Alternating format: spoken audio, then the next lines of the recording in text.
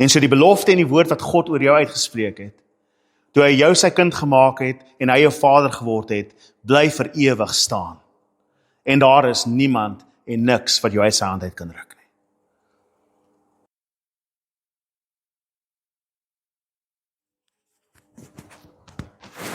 Wat sê? Romeine hoofstuk 9, vanaf vers 6 tot 13. Dit is nie asof die woord van God nou gefaal het nie, maar nie almal wat uit Israel afkomstig is die ware Israel nie. Ook is nie almal wat nageslag van Abraham is, sy kinders nie.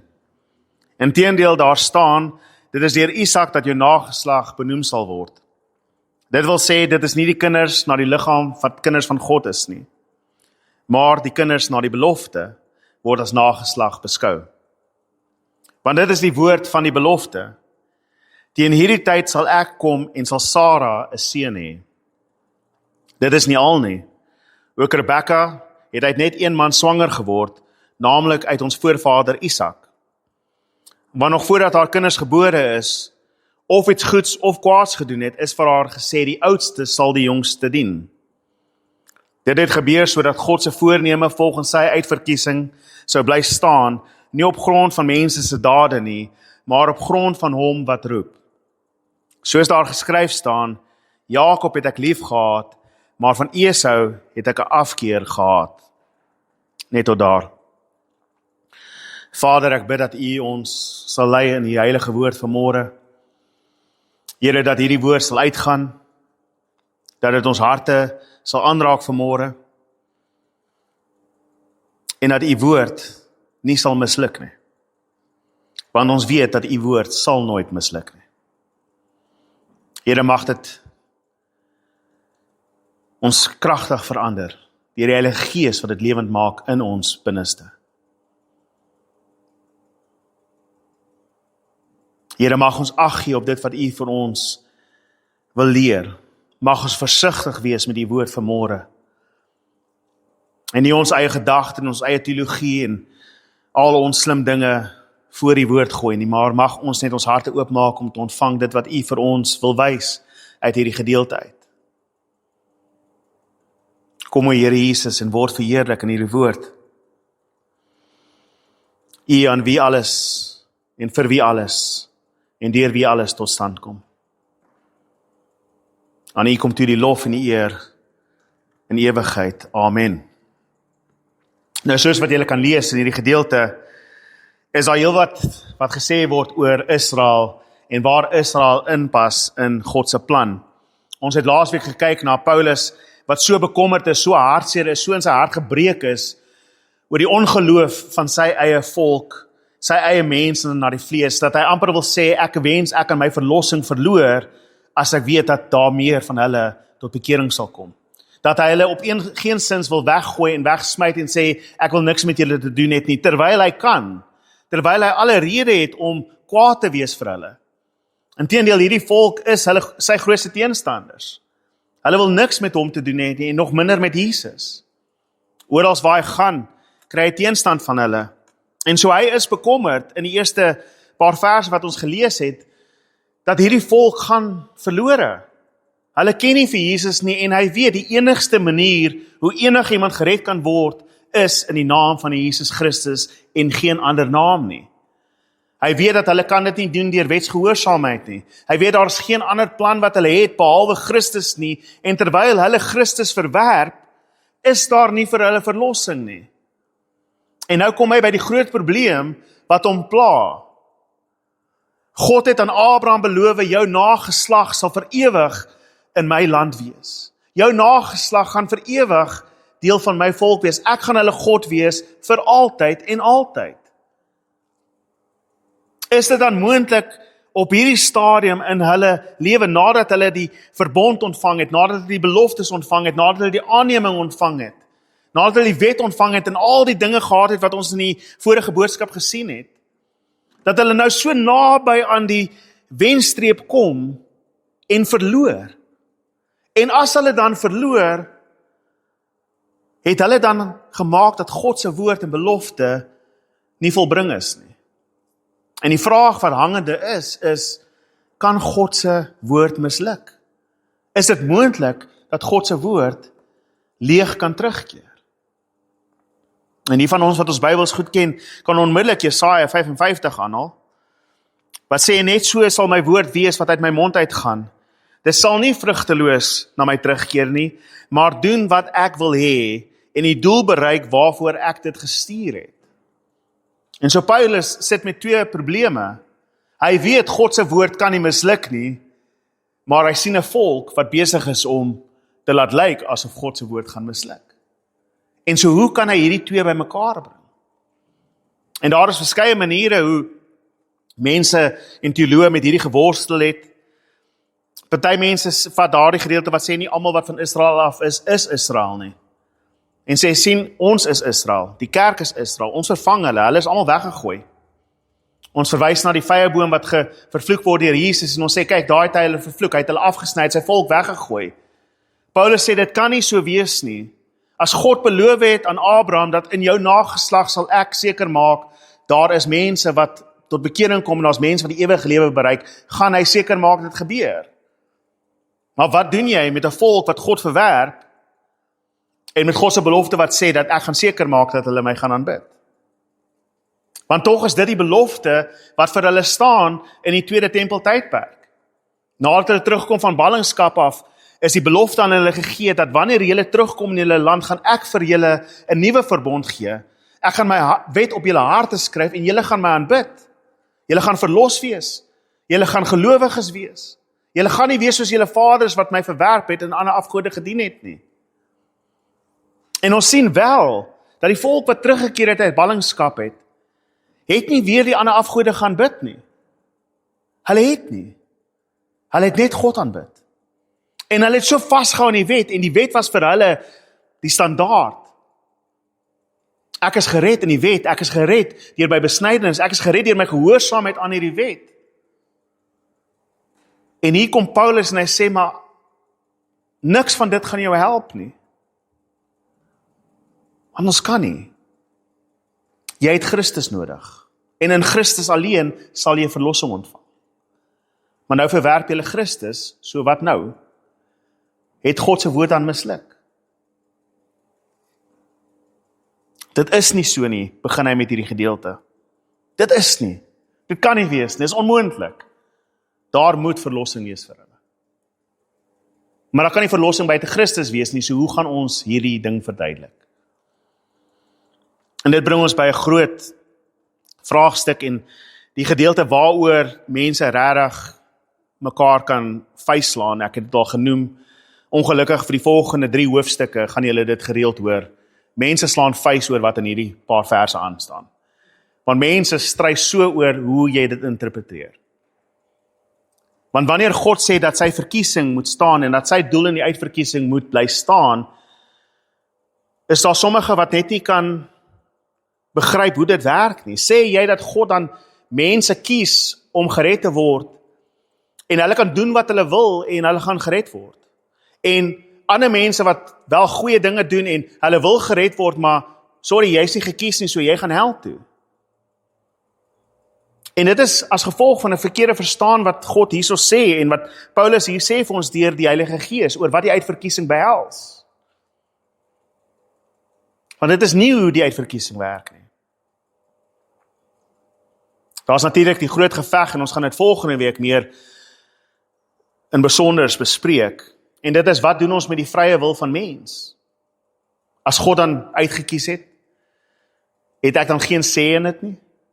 Is ek dan net 'n robot? Het ek geen verantwoordelikheid nie? Maar ons sal dit volgende week bespreek. Vir nou, kom ons fokus op hierdie gedeelte, want wat baie mense sal sê is, wel die uitverkiesing hier spreek spesifiek tot die volk van God. Hoe hy sy volk uitgekies het. Hoe hy Abraham gekies het uit al die volke uit, en hom alleen gebring het in die land in. En Paulus gee vir ons 2 voorbeelde. Ons sal by hulle nou uitkom.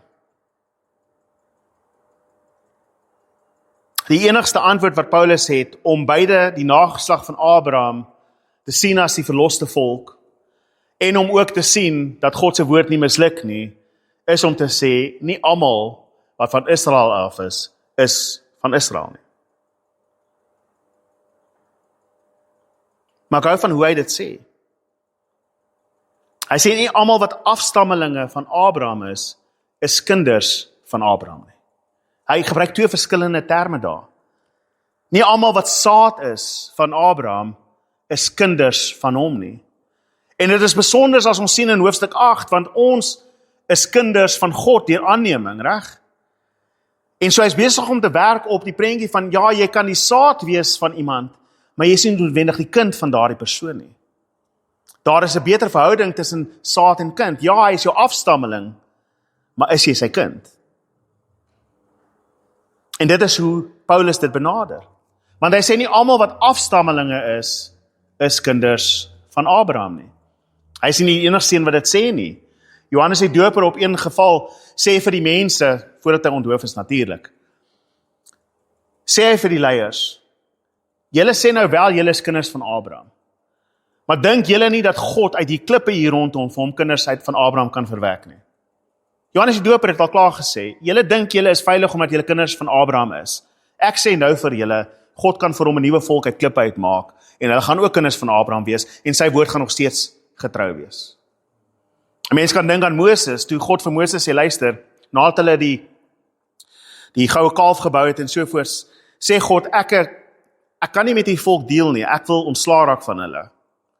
Ek gaan hulle wegvee van hierdie aarde af. Daar gaan nie een van hulle oorbly nie.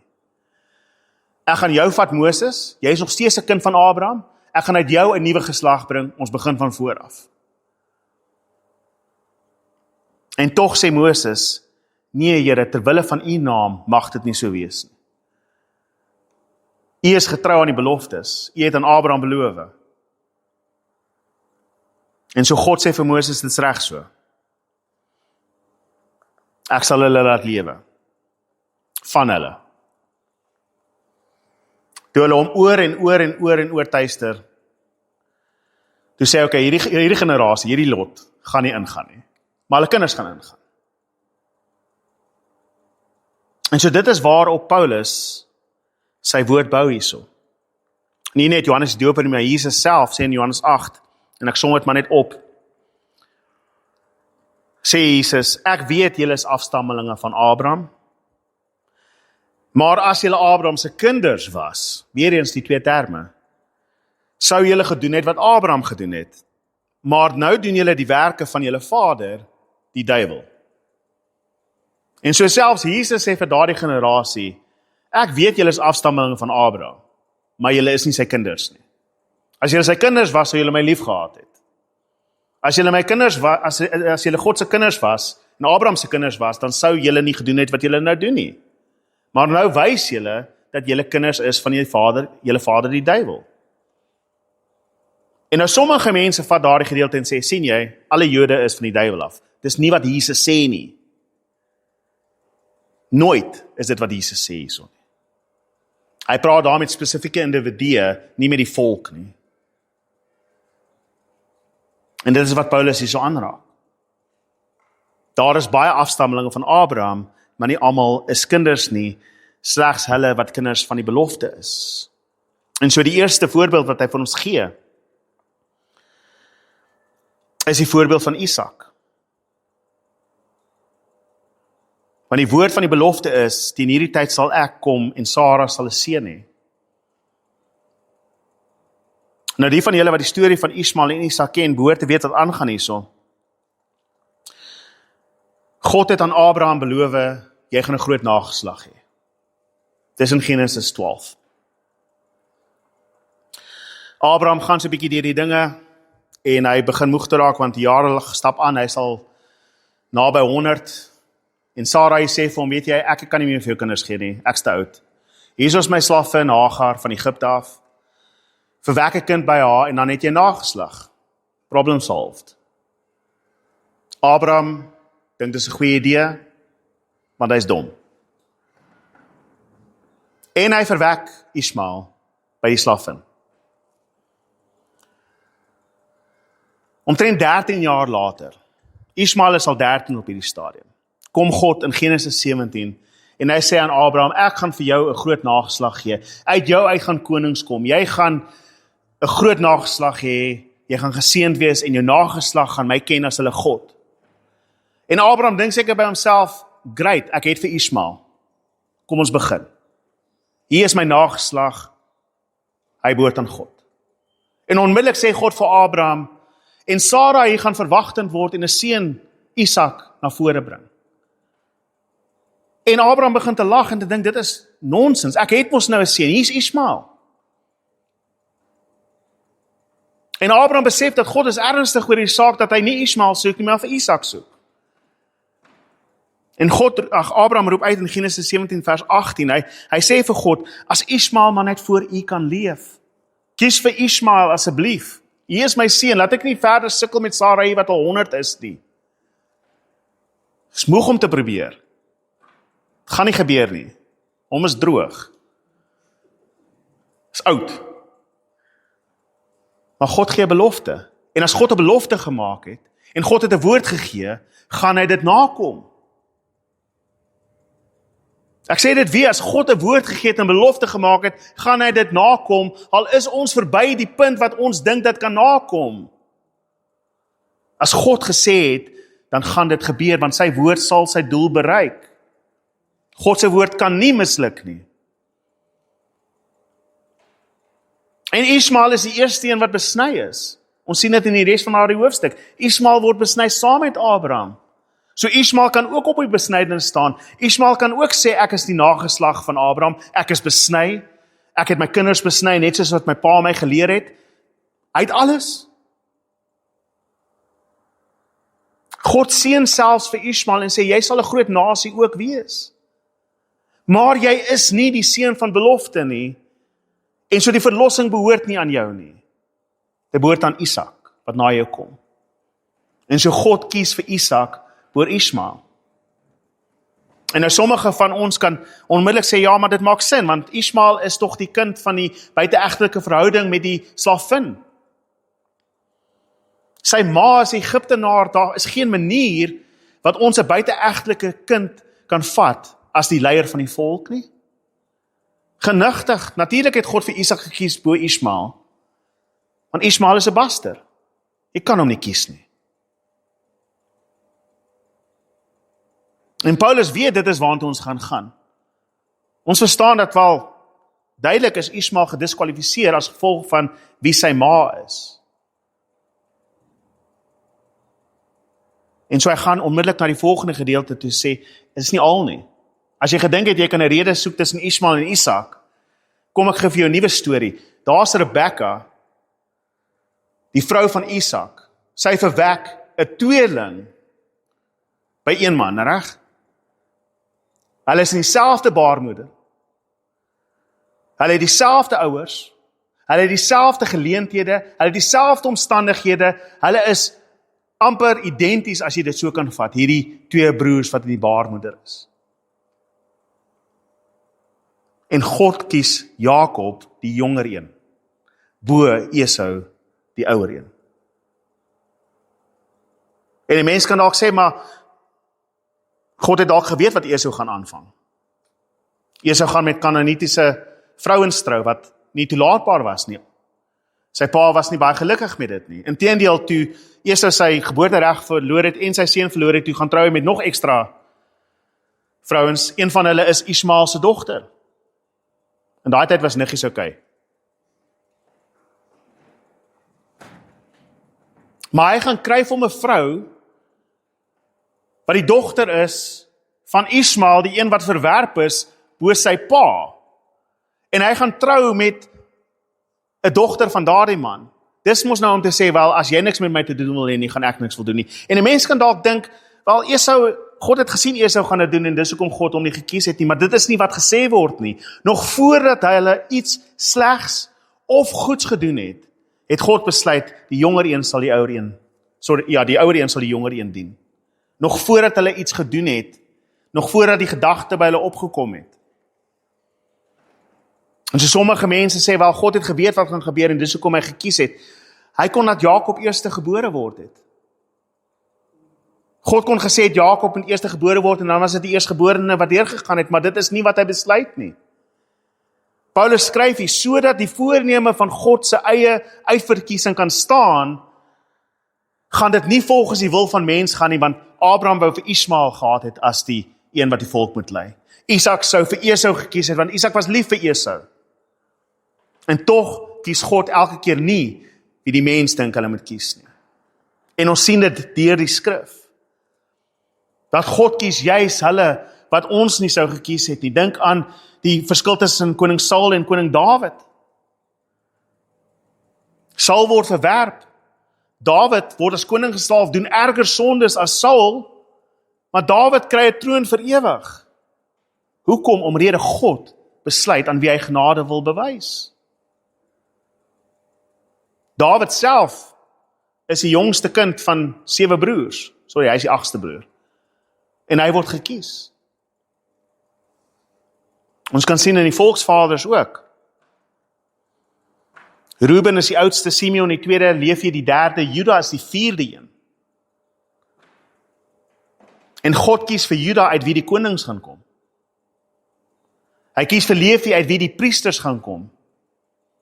En as jy nog nie besef hoe God se uitverkiesing werk daar nie, altyd daai seuns is seuns van die vrou wat hy nie wou gehad het nie. Jakob wou nie vir Lea gehad het nie.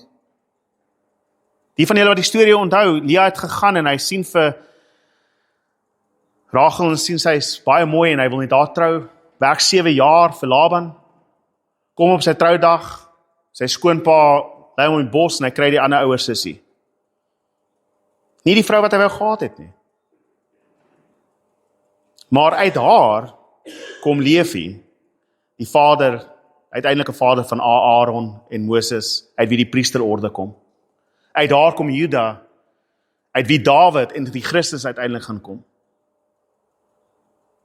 Die een wat hy wou gehad het, kry hy weer na 'n rukkie, want hy trou toe met al die sissies.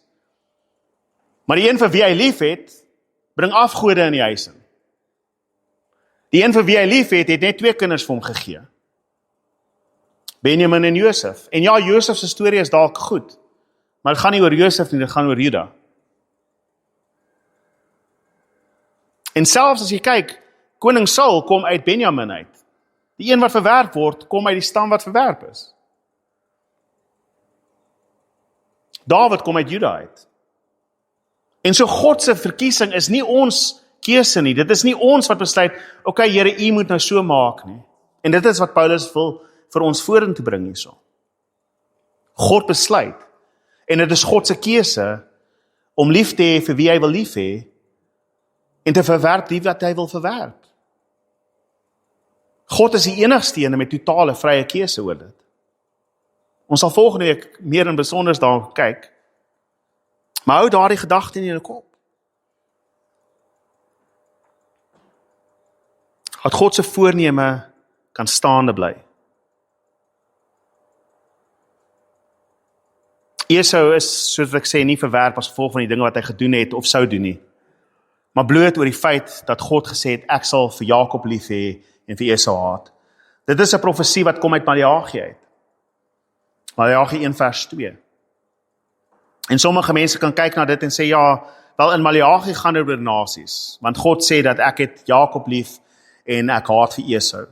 En as jy die res van Maleagi lees, gaan dit oor daardie hele feit dat die Edomite wat van Esau afkom, God het hulle vernietig, heeltemal platgeslaan. Daar is niks wat van hulle oorgebly het nie. Niemand weet eers waar hulle was of hoe hulle was nie. Hulle is afgevee van hierdie aarde af. Al hoekom ons van hulle weet is omdat ons van hulle lees in die Bybel.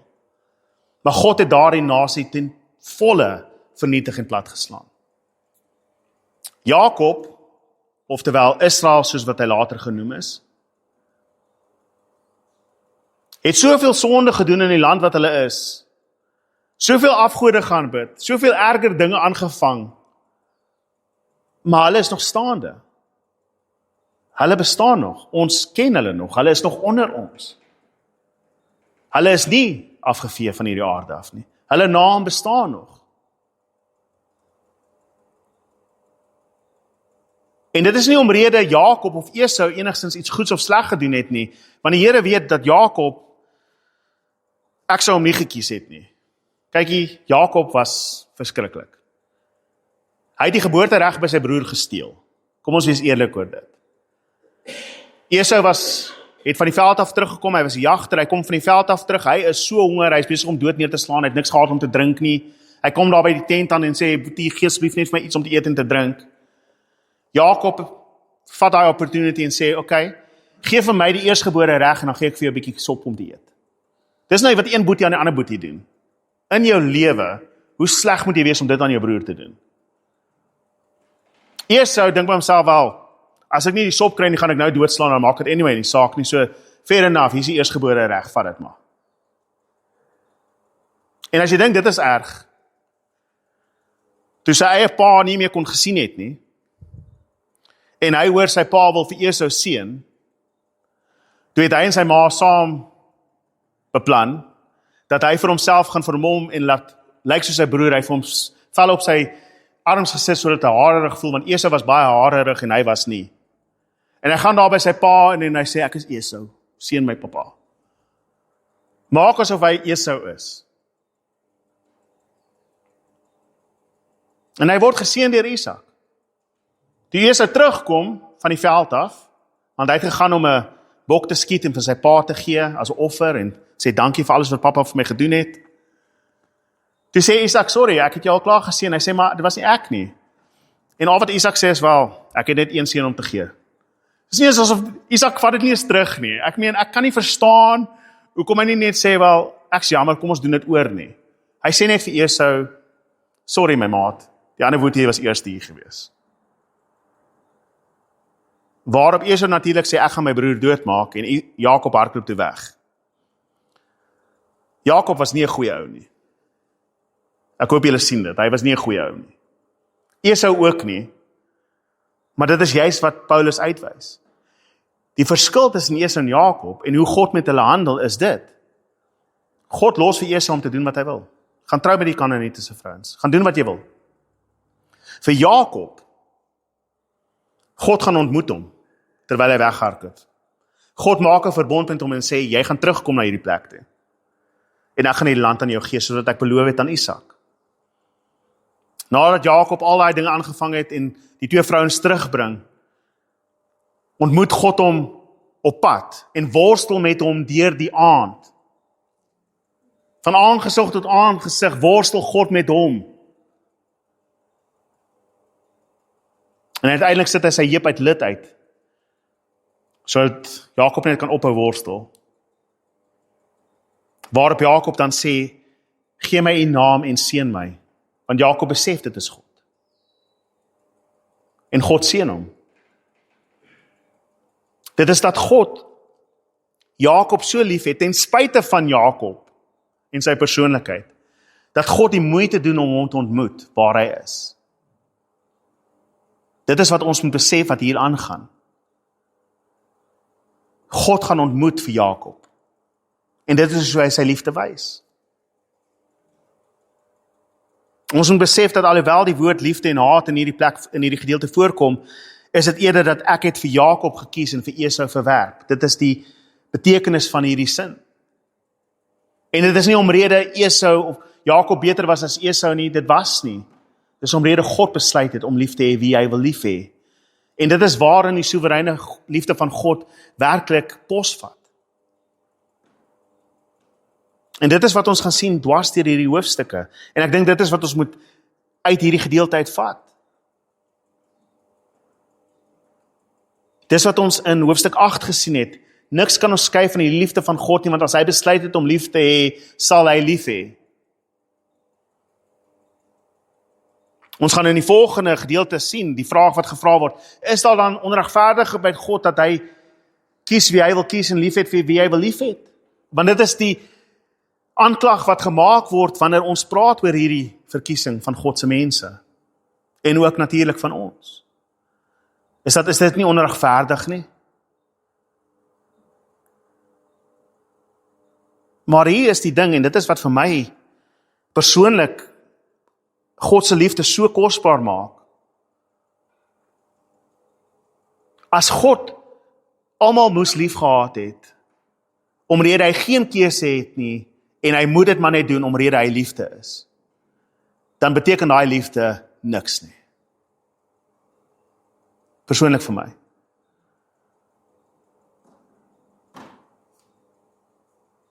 Maar, as hy besluit, ten spyte van wie ek is, om my lief te hê, en uit daardie liefde my te red, en deur daardie liefde my te verlos, dan is dit die kosbaarste liefde wat ek ooit kan ondervind. Want hy kom haal my in die dams, waar ook al ek was, en hy kom ruk my uit, want hy los my nie daar nie. Dis die liefde van God wat geopenbaar word, en sy verkiesing van hulle wat hy kies. En ek weet dit is nie 'n populêre manier om te kyk na die gedeelte nie. Mense hou nie van dit nie. Maar ons moet besef dat as dit nie afhang van God se eie keuse in sy genade nie, dan kan ons doen wat ons wil, want ons gaan anyway gered word. Want as God ons almal moet lief hê soos wat ons is, los die moslims soos wat hulle is, los die hindoes soos wat hulle is, los die christens soos wat hulle is, los die jode soos wat hulle is, los almal soos wat hulle is. Want God het geen keuse as om almal te verlos en almal te red en almal hemel toe te vat nie. Dan kan ons nou oppak en verder nie meer omgee oor wat in ons lewe doen nie. Maar nou is dit nie so nie. God het spesifiek lief. Ja, hy het die wêreld lief omrede hy die skepper is. Maar hy het spesifiek lief die vir wie hy lief is. My ma is lief vir al haar kinders. Maar sy is liewer vir my. Nee, sit my suster daar my en vuil uitkyk daar van agteraf.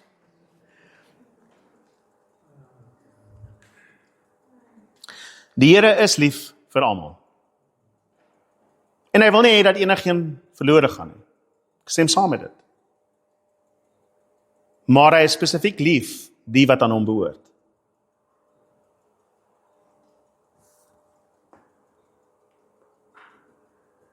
Luister hoe sê Jesus dit self in Johannes 6.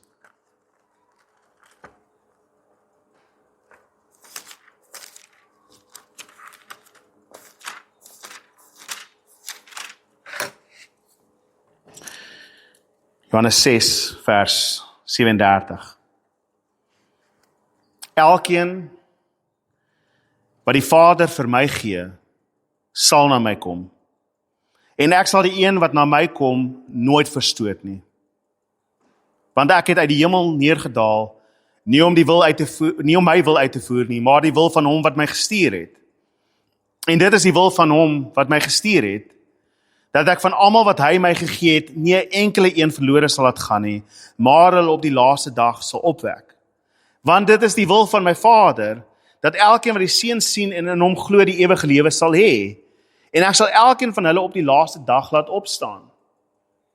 Elkeen wat die Vader vir my gee, sal ek red. Daar is niemand wat die Vader vir Jesus gaan gee, wat verlore gaan nie. En die wil van die Vader is dat almal wat die Seun sien en in hom glo, gered sal word. Maar ons sien verder, toe Jesus bid vir sy disippels in vers 6.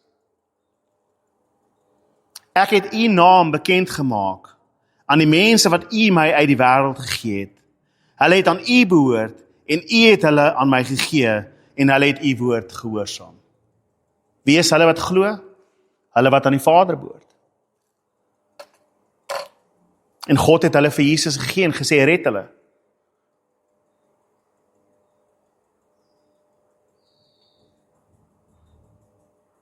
Want dit is die groot punt, reg? As ons gered word uit genade, dan beteken dit dat ons nie kan staan op enigiets wat ons self gedoen het nie. Dit is nie omrede ek hom gekies het nie. Dit is nie asof God in die toekoms ingekyk het en gesê het, ek sien dat Rudolf my gaan kies nie. Want dan staan daar die genade op my keuse. Maar dit is juist terwyl ek sy vyand is, terwyl ek hom nie kies nie, dat hy my kom haal, dat hy my kom roep, dat hy my na hom toe trek. Na dieselfde gedeelte van Johannes sê Jesus verder in Johannes 6, Niemand kan na my toe kom tensy die Vader hulle na my toe trek nie. En later sê hy, niemand kom na die Vader behalwe deur my nie.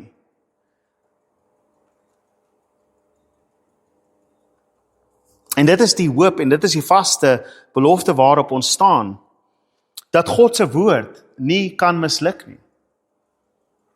As God jou geroep het, gaan hy jou red. Gaan ek struikel? Teen. Gaan daar tye wees wat lyk asof ek wegdwaal? Miskien. Maar niemand, en die woord is duidelik, niemand, wat die Vader aan Christus gegee het, sal verlore gaan nie.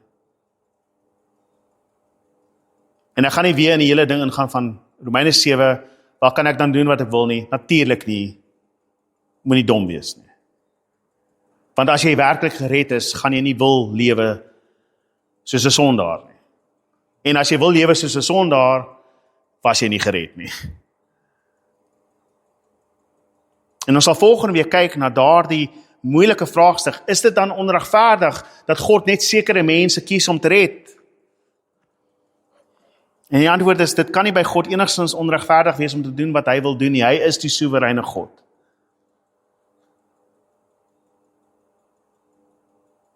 En hy sal red wie hy wil red. En hy sal genade bewys aan wie hy genade wil bewys. Ek wil nie te ver in volgende week sin ingaan nie. So ek gaan haastig stop. Vir ons is dit belangrik om te onthou dat omrede God wys deur sy getrouheid aan die volk wat soveel foute gemaak het, soveel nonsens aangevang het. En hulle nog steeds behoue gehou het deur al hierdie eeue en millennia. Hoeveel te meer kan hy jou nie in sy hand hou in hierdie kort lewetjie wat jy lewe nie. En so die belofte en die woord wat God oor jou uitgespreek het, toe hy jou sy kind gemaak het en hy jou vader geword het, bly vir ewig staan. En daar is niemand en niks wat jou uit sy hand uit kan ruk nie. God se woord sal nie misluk in jou lewe nie. Amen. Vader, mag ons dan ag gee, Here, op u genade en u liefde, Here, wat van ewigheid af oor ons uitgespreek is deur die Seun Jesus Christus. Here, dat ons sal vas staan op die woord en op die beloftes, Here, dat die genade, Here God, onherroepelik is, dat wanneer u besluit om te seën, sal niemand u keer nie. Wanneer u red, sal niemand u stop nie. En niemand sal ons uit die hand uitdruk nie. Here, dankie dat ons ook kan weet, Here God, dat u nog 'n plan het met Abraham se kinders. Dat u nog steeds hulle voorberei vir die tyd wanneer u hulle gaan inbring. En ons bid, Here, dat dit spoedig sal gebeur, Here, terwille van Abraham en Isak en Jakob, Here, terwille van die vaders. En terwille van u heilige naam bid ek vir u volk, dat hulle u sal vind en dat hulle Christus sal aanbid. Here, lei ons, Here God, in die genade en in die krag ook deur hierdie week. Mag ons u naam in heiligheid en eerbied dra. Die naam waartoe ons geroep is, die naam waarin ons staan vanmôre. O Here Jesus, mag ons u eer in alles. Seën ons nou in Jesus naam. Amen. En dan voordat ons gaan, it is Kataleya's birthday on Friday. How old are you going to be on Friday, Kataleya? 10. Yeah, that's a big number, huh? 10. For some of us, it's a small number, but congratulations and happy birthday for Friday. We'll send you messages on Friday as well, but let us pray for Kataleya. Father, we thank you for the opportunity this morning that we can pray for your daughter, Kataleya. Lord, may she be blessed abundantly. Lord, carry her through this year. May she be a joy to her mother. Lord, may she just enjoy everything, all the good things from your hand. Bless her in everything, at school, at gymnastics, wherever she is, Lord, and also the gold medals that she won last week, Lord. May there be many more. Lord, bless her in everything that she does. We pray this in Jesus' name. Amen and amen. Yes, I forgot to mention, she got a gold medal in gymnastics last week, so congratulations on that as well. Huh? We have a future Olympian in our midst.